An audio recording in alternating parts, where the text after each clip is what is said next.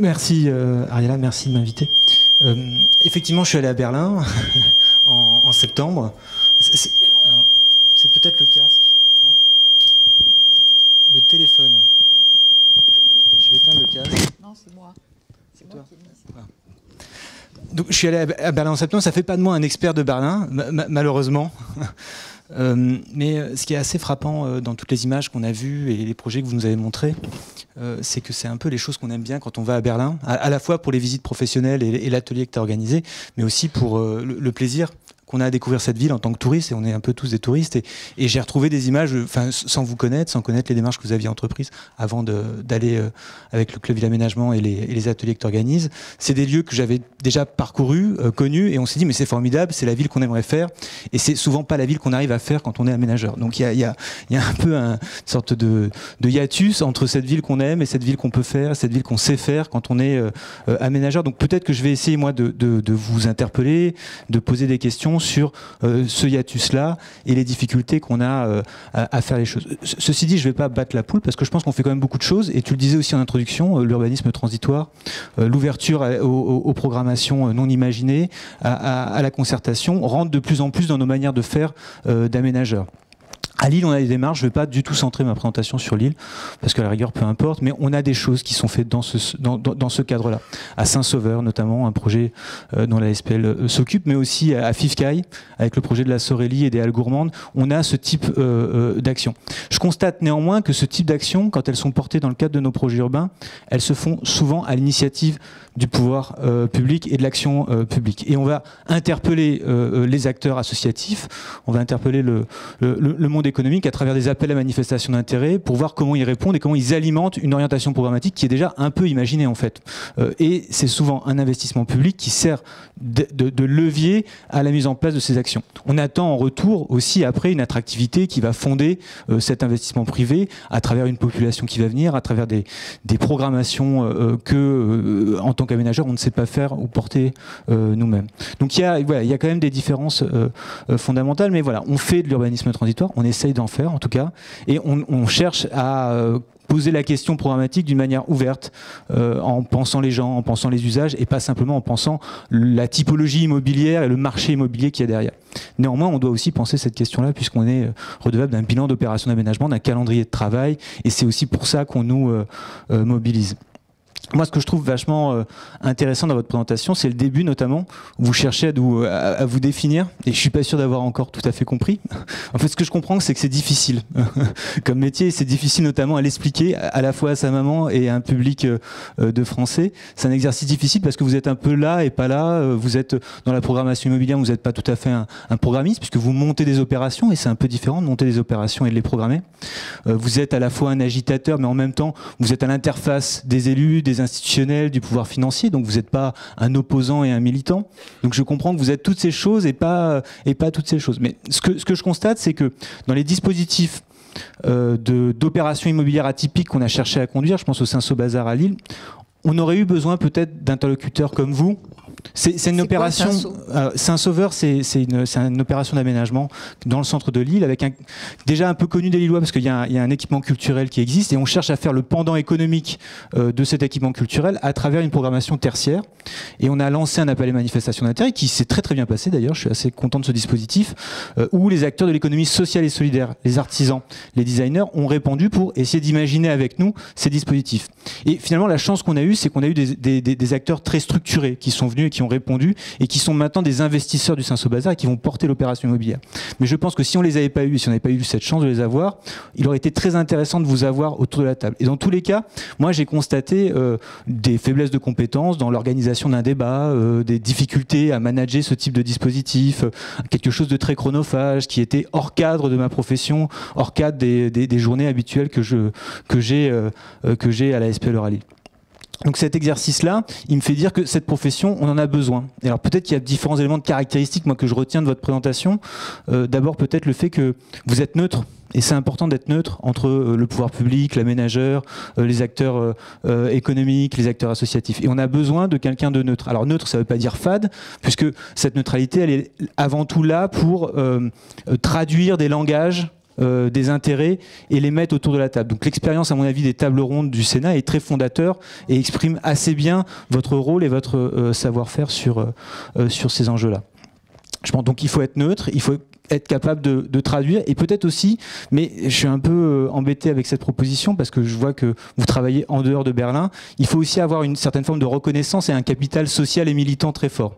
Je pense que vous êtes capable de faire ces choses-là parce que vous connaissez beaucoup de monde. Vous avez un très gros réseau d'acteurs à mobiliser, alors que ce soit des amis, des compétences. Donc c'est un peu une question. Est-ce que c'est une des conditions pour faire ce métier-là, ou il faut être juste organisateur d'une méthode, d'un espace de dialogue, ou est-ce qu'il faut aussi être capable d'amener un réseau social, un réseau économique, un réseau associatif autour de la table? Et c'est peut-être aussi une des dimensions de votre travail qui est un peu cachée, je ne sais pas.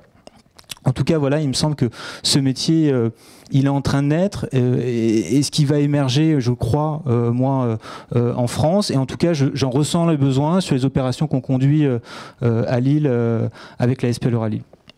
Alors, pour pas monopoliser trop la parole, je vais ouvrir le débat sur deux enjeux qui me semblent importants. Le premier enjeu, qui est un peu l'enjeu fondamental, fondamental, en tout cas la tarte à la crème de l'opposition qu'on pourrait vous apporter, et qui est celle de la position de l'aménageur. C'est-à-dire que quand on conduit ces opérations-là, dans le cadre de nos opérations d'aménagement, nos outils, c'est la ZAC, c'est la concession d'aménagement, c'est des bilans financiers sur 15 à 20 ans, c'est des procédures environnementales et réglementaires importantes qui font que même si on a envie d'être stratégique, tactique, même si on sait que nos projets vont évoluer dans le temps, on sait aussi qu'on doit tenir ces fils rouges et qu'ils ne doivent pas évoluer par notre incompétence. En tout cas, ils doivent évoluer par des circonstances extérieures qui arrivent et qui enrichissent le projet. Vous proposez quelque chose de totalement différent. Vous dites, je ne sais pas tout à fait où je vais aller. Je commence avec 200 mètres carrés, mon espace de coworking, et puis après, c'est 5000 mètres carrés, et ces 5000 mètres carrés, ils essaiment dans toute la ville, voire dans toute l'Europe. Ça, aujourd'hui, dans nos bilans d'opération d'aménagement, on ne sait pas tout à fait faire, et c'est très compliqué à organiser. Et il y a quelque chose que vous n'avez pas dit, mais qui avait été présenté à Berlin, c'est le devenir, enfin, l'usage du foncier du jardin des princesses. Ce que j'ai retenu, moi, c'est que ce jardin devait normalement faire l'objet d'une opération immobilière. Et il y avait une convention d'occupation temporaire ou un bail, je ne sais pas très bien, sur 10 ans. Les promoteurs immobiliers sont arrivés en disant bah, c'est super, maintenant on va faire le projet. Et là, levée de bouclier, opposition des habitants, le projet immobilier tombe à l'eau et ce qui reste, c'est le jardin. Alors peut-être que c'est très bien, je ne sais pas. En tout cas, moi, sur un bilan d'opération d'aménagement, c'est une perte sèche que j'aurais eu du mal à gérer. Ou alors j'aurais dû la gérer avec l'accord de mon élu, avec l'accord de mon conseil d'administration. Donc la sérendipité que vous organisez, c'est aussi un chaos de l'ensemble des outils, qui ne sont pas des outils simplement pervers, hein, qui sont des outils de bonne gestion, d'équilibre économique, et aussi de construction d'un intérêt général, puisque cet argent, il nous sert à faire des équipements publics, des rues, des voiries, toute une série de choses qui sont très utiles aussi pour faire la ville. Donc moi, une première série de questions, c'est comment est-ce qu'on arrive à articuler la planification sur le temps long, avec des outils comme la ZAC, avec des opérateurs comme un opérateur qui est la SPL Euralille, avec vos dispositifs qui prônent une sérendipité, une manière de faire ouverte, qui fait chemin faisant sa programmation, qui découvre des choses, qui arrête des choses. Comment est-ce qu'on arrive à articuler ça? Comment vous donnez des gages à un opérateur public? Comment vous donneriez des gages à un opérateur public comme la SPL Euralille? Et comment est-ce que vous arrivez inversement à sécuriser ces opérateurs, alors pas des opérateurs, c'est ce tissu associatif qui vient s'investir et qui crée une valeur, il faut le reconnaître aussi cette valeur. Il est bien légitime qu'ils ne soient pas simplement les idiots utiles de nos procédures d'aménagement et qu'ils conservent sur site demain une certaine forme de la valorisation qu'ils ont réussi à créer. Donc comment est-ce que vous arrivez à gérer l'ensemble de ces intérêts? Donc ça c'est mon premier champ de question, c'est comment est-ce qu'on articule le temps long de l'opération d'aménagement avec ces procédures. Le deuxième champ d'interrogation, c'est la richesse programmatique que vous amenez. Elle est frappante, elle part de l'habitant, et je trouve qu'en partant de l'habitant et du lieu, comme tu le dis, finalement, on programme beaucoup plus les lieux que quand on le fait par des typologies immobilières. C'est-à-dire le lieu, il est utilisé 24 heures sur 24. C'est-à-dire que le même lieu, à mon avis, il a le matin, c'est l'association Bidule qui le gère, à midi, ça devient un restaurant, et puis le soir, je sais pas, c'est le club de bridge, ce type de choses. Et finalement, on a une optimisation de l'espace à programmer qui est assez intéressante et que je trouve assez fascinante. Je trouve que, moi, ça me fait penser, on a eu ce débat à midi, ça me fait un peu penser aux évolutions de la manière dont on a eu à programmer les équipements culturels en France. Et les équipements culturels en France, ils ont fait, je pense, un pas énorme. Une médiathèque, c'est plus simplement une médiathèque. Un lieu d'exposition, c'est plus simplement un lieu d'exposition. Et on arrive à mélanger des programmes entre eux de manière très très forte. Ceci dit, ce que fait l'équipement culturel et ce que vous faites, mais j'ai pas très bien compris comment, c'est aussi de savoir, de se poser constamment la question des publics qu'on accueille et de la démocratisation de ces publics et de son ouverture la plus large. Donc une des questions que je voudrais vous poser, c'est dans les dispositifs que vous créez, où vous mobilisez beaucoup l'idée d'entrepreneuriat, d'acteurs créatifs, finalement plutôt des classes moyennes supérieures, des gens diplômés, tout en vous défendant de la gentrification. Mais comment est-ce que vous arrivez vraiment à vous défendre? Est-ce que vous menez des enquêtes sociologiques pour savoir qui sont vraiment vos publics et quelles sont les actions très concrètes que vous conduisez pour faire en sorte que ce à quoi bon ou ce pourquoi soit un pourquoi social, diversifié et pas simplement de classe supérieure? Romain, est-ce que tu peux résumer tes deux questions très simplement à Andreas, parce que sinon on en a jusqu'à 10h du soir. Alors, la première, c'est sur l'équilibre des opérations. Ouais. C'est ça. C'est comment on gère le temps long avec ces disruptions. Voilà. Et la deuxième question, c'est sur l'enrichissement des programmes. Oui. Et l'enrichissement du programme et la diversité sociologique. Est-ce que ça ne gentrifie pas? On peut oui. Ça, c'est une question. Alors, si tu peux me permettre, pendant que Andreas rassemble ses esprits pour répondre à ta masse de questions, je voulais peu rendre hommage à Marseille, parce que la question que tu as posée, est-ce que, par exemple, ce jardin, qui n'est plus un jardin, qui aurait pu ne plus être un jardin, reste un jardin et pose un problème d'équilibre économique, l'histoire de la plage de Marseille est très intéressante, parce que l'extension de la plage de Marseille, c'était du temps de Gaston Defferre, qui a été un grand maire. Donc, on a posé les terres de l'autoroute pour fabriquer cette nouvelle plage, avec des buts. Pour tenir les terres, il était question de construire tout le long de la mer. Il n'y avait pas encore la loi littorale. Alors, la nature a poussé. Il y a eu du gazon qui a poussé naturellement. Les Marseillais ont écrit à Gaston Defferre: merci, monsieur le maire, de nous avoir créé ce grand parc. Et Gaston Defferre a dit à ses troupes et à ses SEM, eh ben, ça va rester comme ça. Voilà, décision politique à laquelle on doit donc le fait que la plage de Marseille ne soit pas construite. Donc il y a un engagement politique qui fait qu'à un moment donné, l'élu dit l'équilibre économique, je le trouve autrement. Il me semble que c'est une des réponses.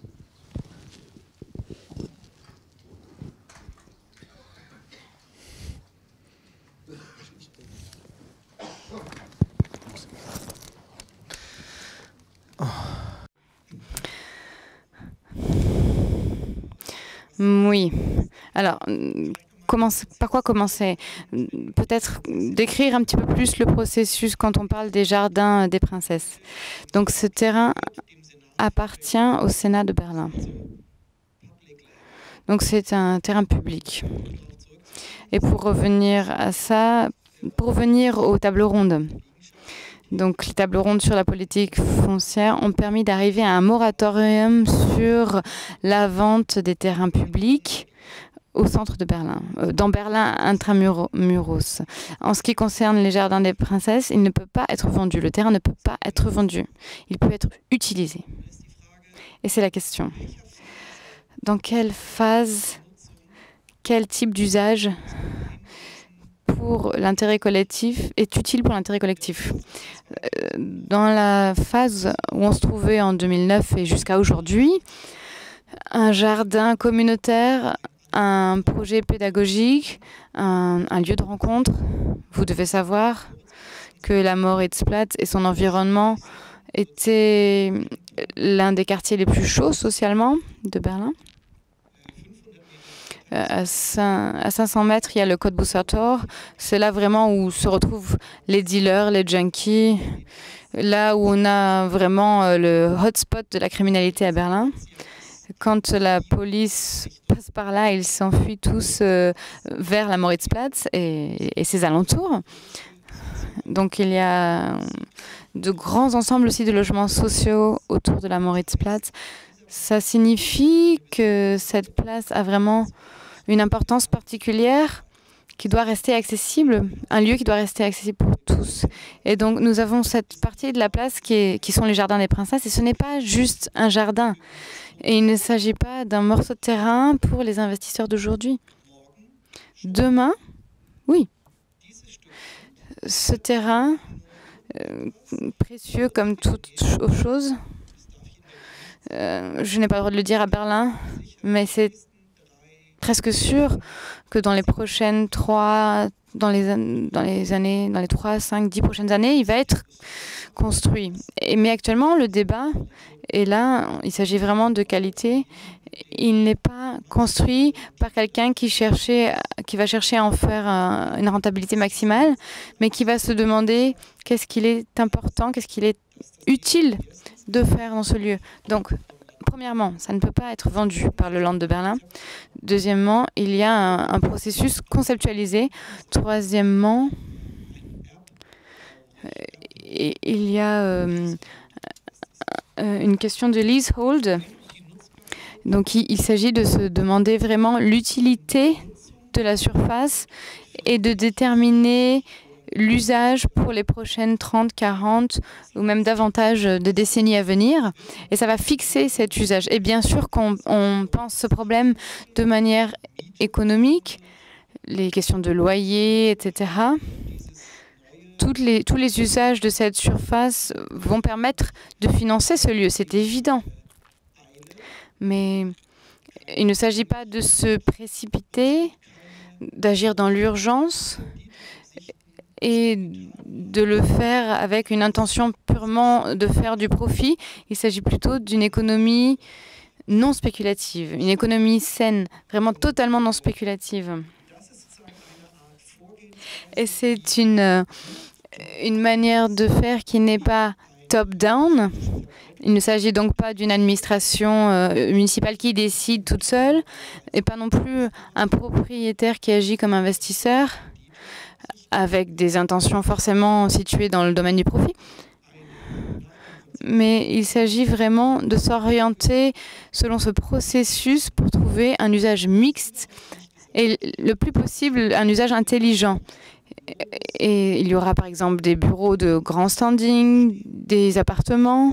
Ce qui est important, depuis 1988, on a ce concept du mixte berlinois. Et ce mixte berlinois, c'est vraiment un concept central pour les urbanistes de Berlin. Et même d'ailleurs dans toute l'Allemagne, on parle souvent aussi du mixte de Kreuzberg. C'est-à-dire qu'il s'agit d'avoir des magasins, des crèches, mais aussi des studios de yoga, n'importe quoi, tout ce que vous pouvez imaginer. Toutes ces installations se trouvent dans des bâtiments. Il y a souvent des bureaux au rez-de-chaussée et dans les arrière-cours, vous avez les ateliers, vous avez les utilisations plus sales, si j'ose dire, ou non représentatives. Et quand on s'élève donc vers le haut, ça se poursuit à travers des habitats qualitatifs. Voilà, vous avez toutes sortes d'usages qui sont combinés en fait dans des bâtiments, et on appelle ça le mixte de Kreuzberg. Et c'est quelque chose bien sûr qui est soutenu par les politiques locales. Et comme Ariela l'a mentionné, dans notre cercle d'activistes qui organisons les tables rondes et toutes sortes de planifications, et pour les pouvoirs publics et pour les investisseurs, l'un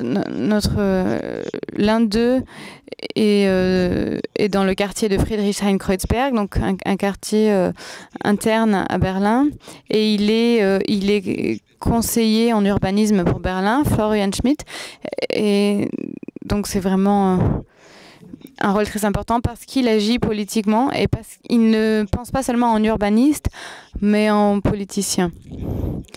Par exemple, quand un terrain est vendu d'un propriétaire privé à un autre, le pouvoir public, le secteur public a la possibilité pendant 2 mois de vérifier cette transaction. Et quand il s'agit de logements, et en particulier de logements sociaux ou encore de logements à bas prix, à prix abordable, il a la possibilité d'acheter en fait ce terrain au prix foncier actuel. Alors, ça a sûrement l'air socialiste ou communiste pour vous, mais c'est une toute petite partie pour empêcher la spéculation, pour s'opposer à la spéculation sur l'immobilier. Et personne n'a encore, je crois, utilisé ce droit, mais Florian Schmitt, lui, l'a déjà fait 12 fois au cours des 8 derniers mois. Et d'être efficace, c'est de se faire élire. C'est ce qui s'est passé finalement. Ils ont l'un des leurs, l'activiste, qui est élu et qui est en charge du quartier de Kreuzberg, ce qui est quand même un atout extraordinaire. Sur la gentrification, peut-être quelques mots, Andreas, pour lutter contre la gentrification. Il y a aussi un processus qu'il faut peut-être qu'on vous raconte rapidement. Pour lutter contre la gentrification, il y a un mécanisme en Allemagne qui fait que la ville peut s'opposer à la rénovation des logements. La rénovation des logements fait l'objet d'un permis de construire. Et elle s'oppose à une trop grande rénovation qui change la population. Donc c'est aussi un des outils. Par ailleurs, la nouvelle coalition élue réunit les socialistes, les Verts et l'extrême gauche. Et l'urbanisme est passé à l'extrême gauche, à Berlin. Et la sénatrice en charge de l'urbanisme souhaite produire massivement du logement social. Elle impose à ses opérateurs sociaux de construire massivement en concertation avec la population et avec des prix bloqués. Ce qui est une quadrature du cercle, mais qui est quand même une orientation politique très très forte pour lutter contre le mécanisme de la montée des prix, ceci pour aller extrêmement vite. Yeah.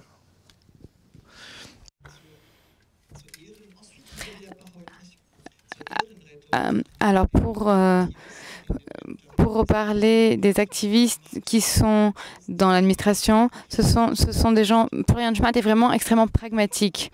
Juste pour défendre son image en tant qu'activiste, il est extrêmement pragmatique, très réaliste. Et c'est tout à fait la même chose pour Catherine Lomscher, donc qui est en charge de l'urbanisme. Bien sûr, sa carte de parti, c'est l'extrême gauche, mais ce sont des gens très professionnels, très pragmatiques, qui sont capables vraiment de construire des quartiers entiers à l'intérieur des villes, que ce soit des grands ensembles ou avec d'importants investissements de plus de 3 millions d'euros. Ce sont des gens qui agissent vraiment de manière constructive, sauf quand ceux qui agissent sur les terrains ne cherchent uniquement qu'à spéculer. Et nous avons un exemple avec un catalogue de questions pour les entretiens avec les porteurs de projets. Donc les gens qui veulent développer des projets. Donc c'est quelque chose qui est utilisé par Florian Schmitt. La question qu'on pose en premier aux partenaires de projet, c'est d'où vient votre argent ? Où va votre argent ? Qui est associé dans votre société? Et à la fin du projet, qui sera propriétaire du bâtiment? Donc ce sont vraiment des questions fondamentales qui déjà créent une configuration pour écarter les partenaires qui sont intéressés uniquement par la spéculation. Alors qu'il y a des gens au contraire qui sont intéressés par OK, quand je veux construire quelque chose dans ce quartier, il faut poser la question aux habitants, mais aussi d'autres acteurs. Quelle est la diversité d'usages qu'on va... je parle de quartier, pas de simplement de bâtiments. Donc je parle de quartier dans l'ensemble. Donc quelle est la diversité d'usages qui doit être proposée, qui est souhaitée? Et en général, pour chacun des usages envisagés, on a déjà 1, 2 ou 3 grands partenaires qui vont se distinguer. On peut vraiment se l'imaginer.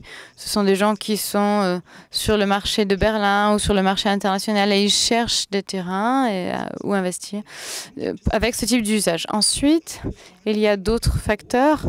Donc on a là aussi une liste de questions qui dépasse la notion de propriété et de financement. Mais par exemple, comment allez-vous vous occuper de la mobilité, assurer l'approvisionnement énergétique? Quelles sont vos réflexions sur la gestion des déchets? Comment intégrez-vous le voisinage? Donc cette liste de questions, je pourrais encore la poursuivre.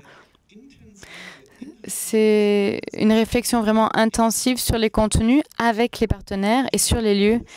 Et au début, comme je l'ai dit, c'est toujours sur un pied d'égalité entre les hommes politiques, les investisseurs et les utilisateurs, les habitants, les usagers. Donc ça permet une qualité tout autre dans le développement des quartiers. Et ça, c'est quelque chose qu'on met en place dès le début. C'est vraiment une nouvelle culture de la planification.